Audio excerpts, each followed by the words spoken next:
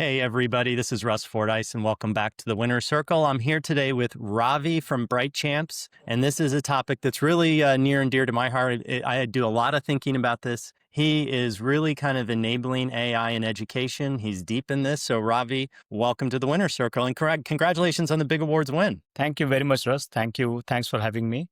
I'm glad to be here, and I'm looking forward to the conversation. Yeah, like I said, this is, education and AI's impact on education is like, I talk to my teacher friends about it all the time. And it's really, I think it's going to have one of the biggest impacts. Somebody said, I heard somebody say that they thought the biggest impact would be on health. I think that's probably true. But second is maybe education, in my opinion, because now we have all of the knowledge in our pocket and all of the thinking in our pocket, right? So it's going to impact what we do. So for those of us who aren't initiated in Brightchamps, give us a little bit of a background on what you're doing and your background. Yeah, absolutely. I will be very happy to share about Brightchamps. But you are absolutely right that the impact on education is immense, and anything which is related to content and personalization, I think AI is going to disrupt those fields. About Brightchamps, Brightchamps started in 2020. That was the time when the entire world was under the uh, pandemic pandemic across different countries, and we started at the peak of it. And I was finding that so many kids across the globe, they are stuck at their home and not able to access the education which they were availing at school. And it was a completely different time, but the genesis of the Bright Gems was around this idea that we wanted to provide quality education around all the new age skills to kids across the globe. I genuinely feel that there is a big white space around this. We are living in a very different world, and the world is changing very fast. And there are so many things which ideally should be part of the formal education to the kids in the school, but unfortunately they are not. And if we provide that education, this will create a different superlative impact to those students, right? And with that particular idea, we started with technology education, then financial literacy, robotics, various new age skills education to kids. We started with Middle East, and then we went to Southeast Asia, then we went to North America, and everywhere, whatever market we went, people loved the education which we provided. And that was the whole way the Bright Gems started, right? I genuinely feel that the kind of education we are providing is actually a global need, and it was validated by the love and affection we got from parents across the globe. Yeah, well, I talk a lot about this with friends is we all need a skill. If our skill is reading and writing, that's not really a skill. Everybody hopefully can do that, or a lot of us can do that. You need a marketable or an actionable, sellable skill in life. And it seems like that's what you're providing. You're giving these kids that passion and that skill, not just an education, but a skill. So walk us through kind of, a sign up, or you're launching into a new market with a new class, a new student group. What is that like? What are they learning? What are you offering there? Yeah, so all the markets, initially we started with the technology exposure, sort of course for the students in K-12 segment, right? I come from a technology background, and before this, I was CTO at various startups, right?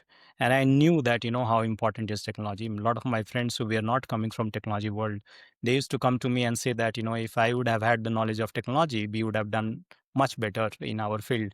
Like so I thought that this is a very important skill set in today's time, and we started with our holistic technology exposure course for children. As I said earlier, started with Middle East, and then we went to many other region across the world. And soon after that, we started with a very interesting offering, which is providing financial education, financial literacy to kids, right? We live in a capitalistic society. Money moves so many things around, right? But unfortunately, when we are going through the formal education in our school and colleges, nobody seriously gives a solid education or exposure around how to deal with money, how to deal with finances, right? And I think that that skill is a superpower, right? I keep on saying that financial literacy is the costliest product you buy in your lifetime, right? And if you have a little bit of advantage compared to others in terms of financial awareness and literacy, you are much ahead. The compounding impact of this is really really big. So then we started with financial literacy to kids, right? And I was amazed to see the adoption and sort of impact of it on the young children. Then we started with another important skills of today's time, which is robotics, right? Automation and robotics is moving the world, and there are so many things happening, exciting things happening. You every now and then you hear Elon Musk and various other entrepreneurs launching so many exciting things, right? A lot of speculation, a lot of technology movement happening in those areas, right?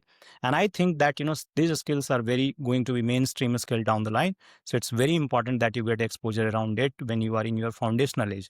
So the third skill which we launched was robotics for kids, and then the fourth one was confidence building and public speaking for children. So you have a lot of knowledge, you have a lot of a skill, but it is also very important that you communicate that well to the world, right? And that really gives you a significant advantage, right? So these are the four main skills which we have started. Recently, we have started into academic skills also, like mathematics, science, right?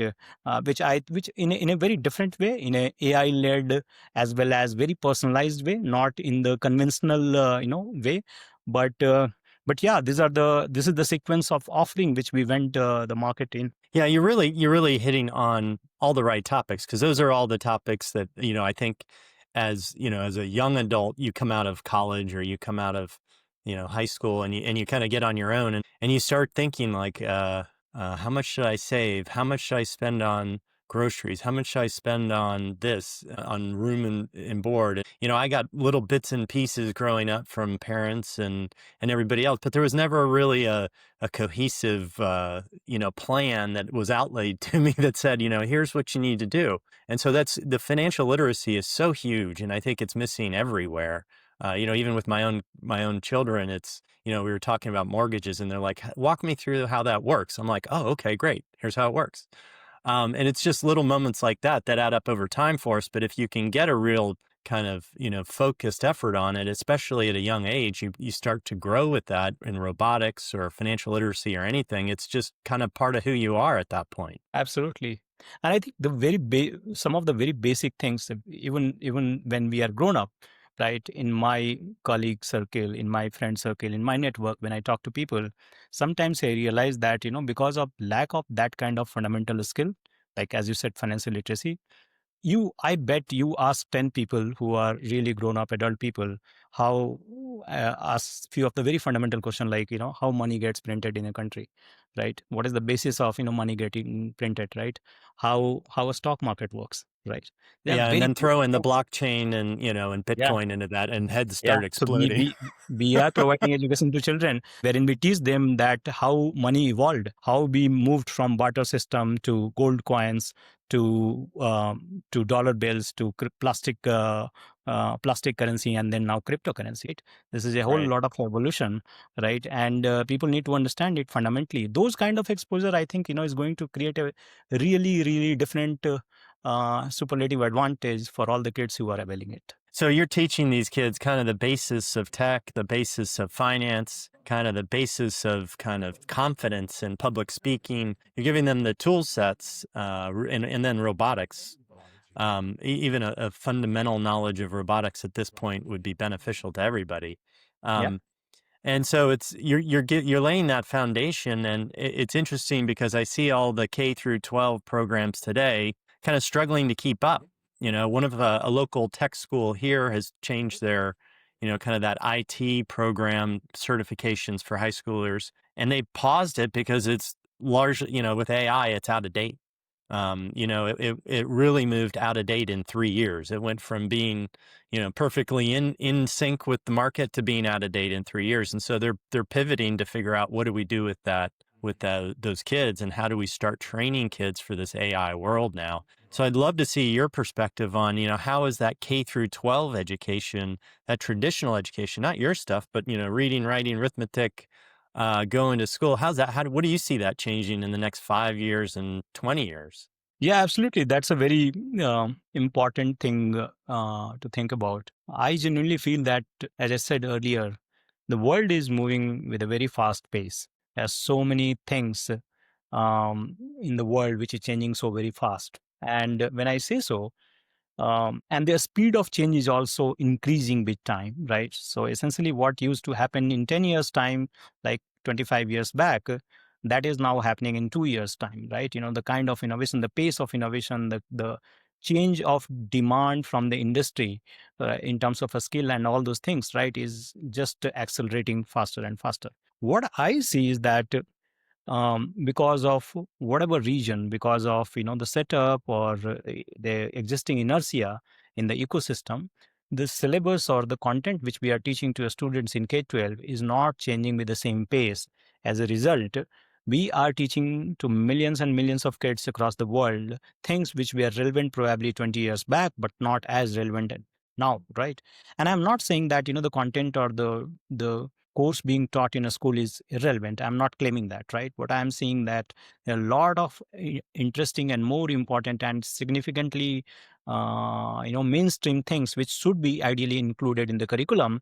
But because of the ecosystem inertia, they are not getting included. And that is why we are sort of even if we desire, I have never met a parent or I have never met a teacher who says that there's a skills which Brightchamps, for example, is teaching is not relevant, these are not required. But unfortunately, because of the inertia which exists in the system across different countries, they are not able to train the teacher so very fast, they are not able to change the syllabus so very fast. So there is a gap, there is really a gap, and the gap is increasing more and more because the speed of change in the world is faster, right?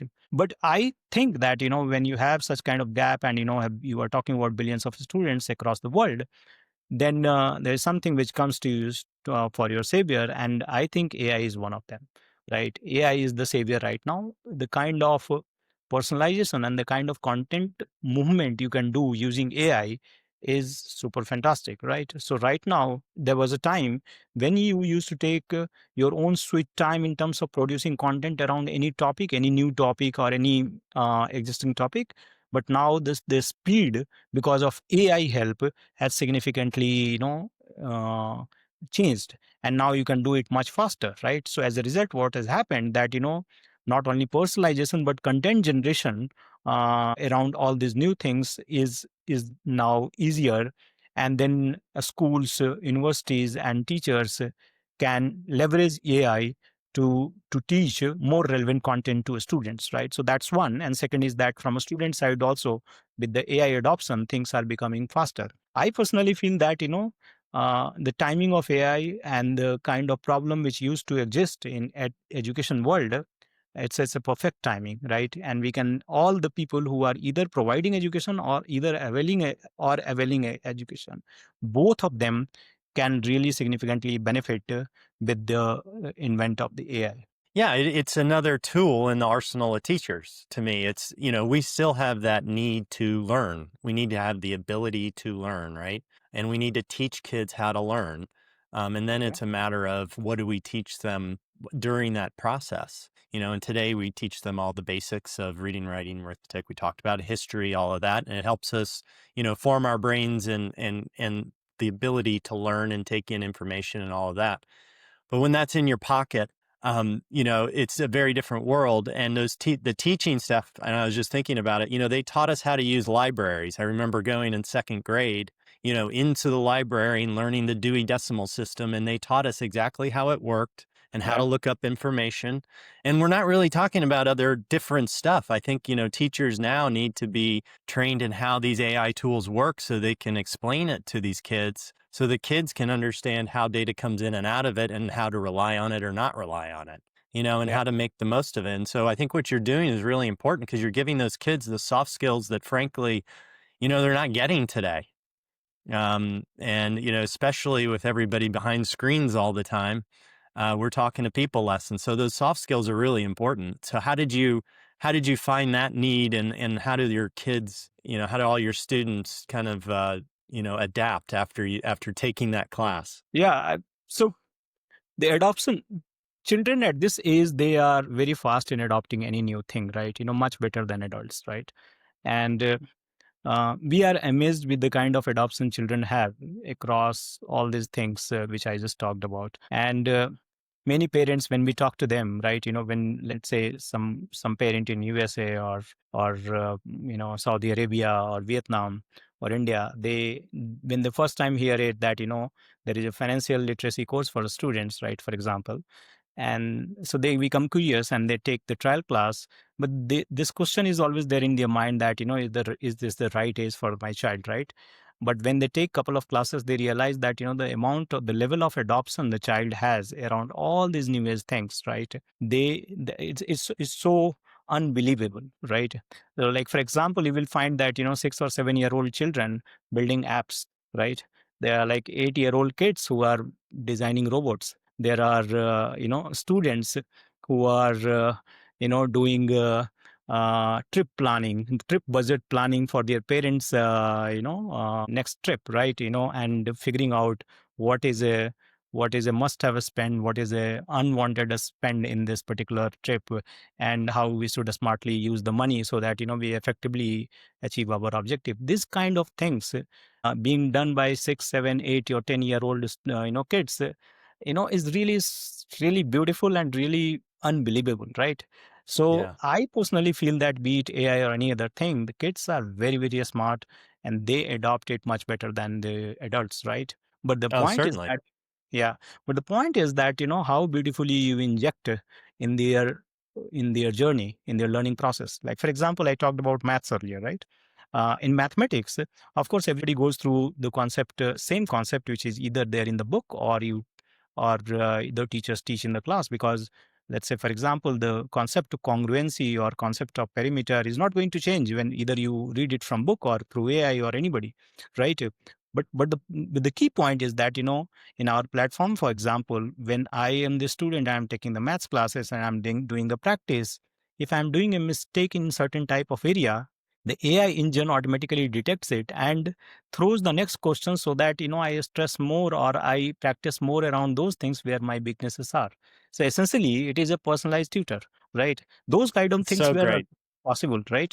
I practice 10 question, what should be 11th question is not pre-configured, but it's actually driven by the AI engine, which basically says that this guy is good in such things, so this is fine, but there is some sort of confusion in this particular concept, so let's throw this particular question to practice. So overall, the child is enjoying, and at the same time you are making more effective practice and utilization of your time. So those kind of injections in the learning journey makes it not only more effective but also makes it non-boring for their student, because they basically get challenged, they basically get asked the right questions and right intervention in their journey. Well, we all want, one-on-one instruction. And, in a classroom, you're getting 26 to 1, 20 to 1, whatever the ratio is in your classroom, right?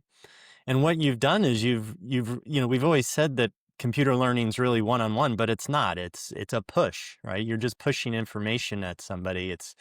The platforms aren't adapting like that. And what you're really doing is adapting. You're taking the AI intelligence and going, this guy needs a little more help here, and either assigning lessons or assigning questions. So that's super smart. And I know you've done a lot with AI to improve the platform beyond kind of this recommendation engine. How have you leveraged the agentic AI and AI into the kind of back end to improve results? Yeah, I think in last couple of years, especially last year, the company has been significantly transformed using AI, right? And I can hardly imagine any nook or corner of the company wherein the AI is not playing its role. Somewhere it's more, somewhere it's less. But I think the whole DNA of Brightchamps is significantly changed because of the AI adoption, right? I'll give you a couple of examples. Earlier, we used to have a hard time in terms of figuring out that who are the kids, who are the children who have less engagement in the classes or who are not very very excited about taking up the next class, right? Now our agentic AI comes into the picture and figures out by going through all the videos and all the interactions with the teacher, and then it figures out that these are the kids who require intervention. The AI agent makes a call to the parent and suggests that what they should do and how they can also help in terms of bringing up the curiosity of the child, so that we successfully and we effectively complete the course, right? And there is a tangible outcome after it, right? Now, how to inject, what kind of discussion the one should have with the parent. is done by the agentic AI, right? Whenever it comes about, figuring out, where are the students really struggling, right? There are like thousands of teachers across the world, right?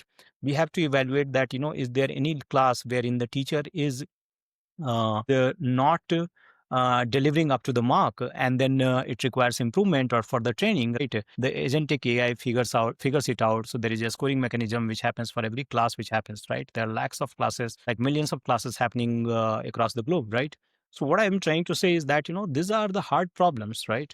Wherein we were doing it manually, we were just doing it on a sample basis. Now the AI is just helping us do it much better and more effectively, right? When it comes to creating the lesson plan, as I said earlier, what questions should be asked next, right? What kind of contents we taught for this particular child, right? Those kind of things are now possible, right? We have categorized children into different types, right? Some people are very art oriented, some people are very sports oriented, some people have very analytical brain, some people are very creative brain, right? Now we know that, if I have to teach this particular concept to this particular person who is very analytical, I have to give numerical examples and things like that. The AI creates that content. But on the other hand, if there is a child who is very creative and very right brain oriented, right, then we know that there are interesting visuals which are going to give more engagement.